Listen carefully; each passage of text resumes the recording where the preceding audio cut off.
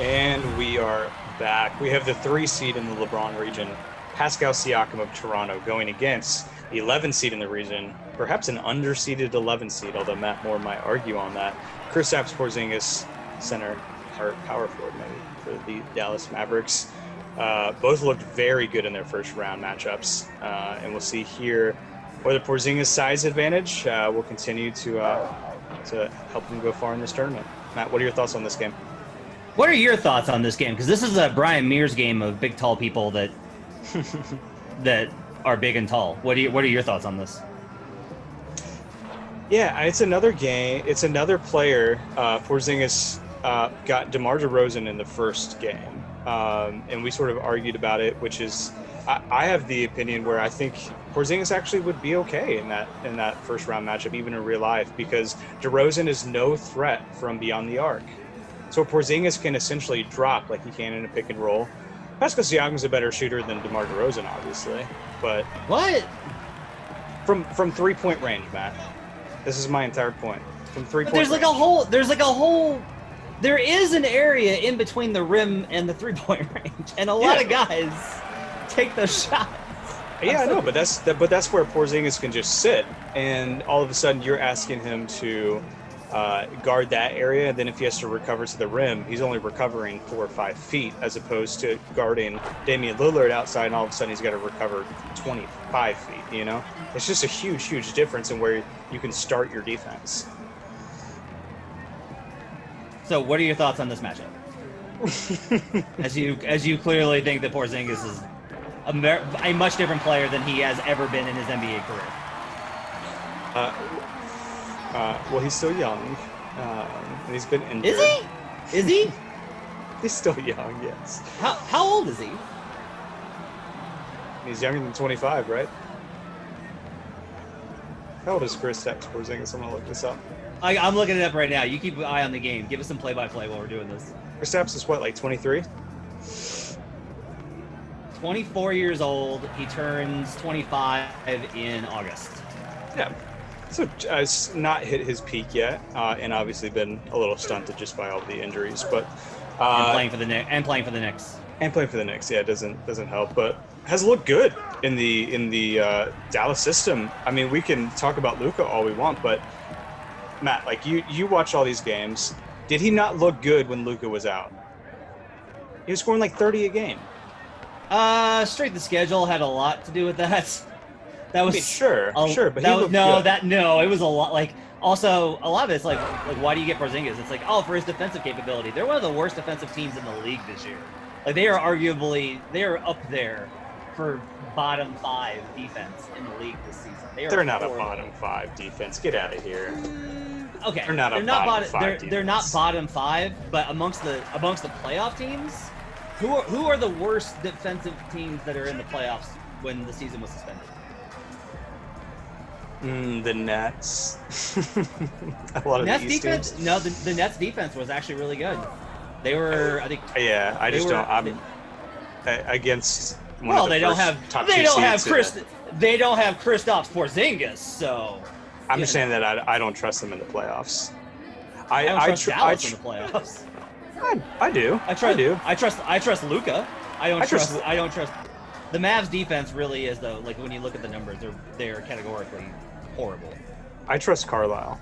I do. Great coach. Great coach. Yeah, for sure. The conversation comes down to, I like Porzingis as a player, and I think that you don't necessarily like him as a player.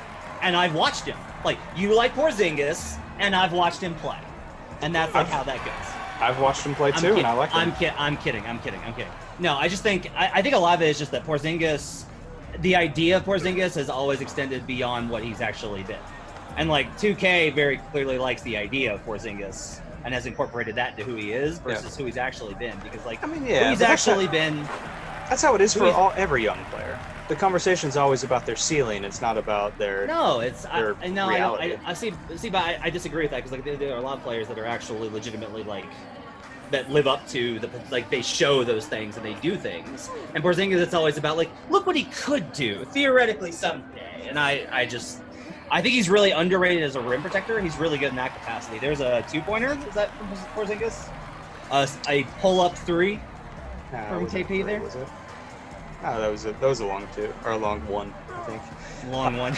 But I mean, I don't know. That's the case with everything. Like, I don't know. I'm trying to think of an example. Like Trae Young is not exactly like he's obviously got flaws on the defensive end. He obviously needs some help. Obviously, an incredible player. I think he's like one of the more exciting young players in the league. Has MVP potential at some point in his career, but like the Hawks are not a winning team right now, and so like the talk of Trae Young is all about like what he could be in the future, which I think is right. The same with John Morant. But we're not comparing Trae Young to Porzingis though here, because like Trae Young again actually produces and does things.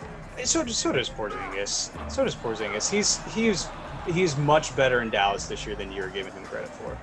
Early on in the season, I will say he had a nice stretch there in the middle of the year. I wanted to see how the year ended, because a lot of it was in the beginning of the year, the Mavs were worse with Porzingis on court. For the first 2 months of the season, the Mavericks had a negative net rating when Porzingis was on court and a positive the rest of the time. So like yeah, but that's also because their bench was awesome.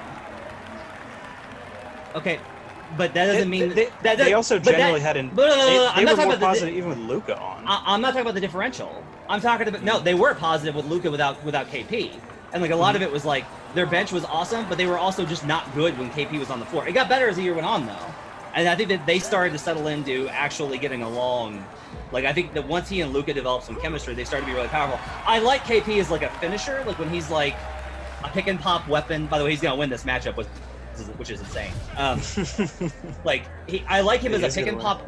I like him as a pick and pop weapon. He's terrible in the post, but he doesn't need to shoot there. He's really great as like when the defense is not paying attention to him, he can punish dudes. He's great as a B weapon. I think he's really good there. You know, 9-5, dominating Pascal Siakam, noted scrub in the NBA.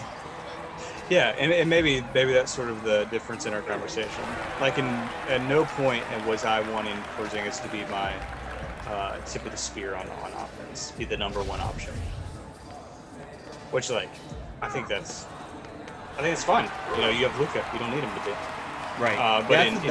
But in New York, he did. Yeah, in New York he did, and he wasn't able to. Even when he was healthy, he wasn't able to be that guy. And you could say like, well, he was young, but they're like John Morant's young. To be fair, like, I mean, is there any big man in the league who could be the? I mean, how many big men in the entire world are able to be the number one guy on offense? Like 2 or 3? Yeah, I mean, it's rare. I'll agree with that. Embiid, Jokic, and Towns, like maybe. It's rare. When the season was suspended, Luka's on-off splits were even with KP on and off, which tells you a lot that like they really improved over that back half of the season. Like once they started to figure some things out, they played really well. Like they were much better as the season went on. Yeah. 10-6 here. Porzingis just putting on a clinic.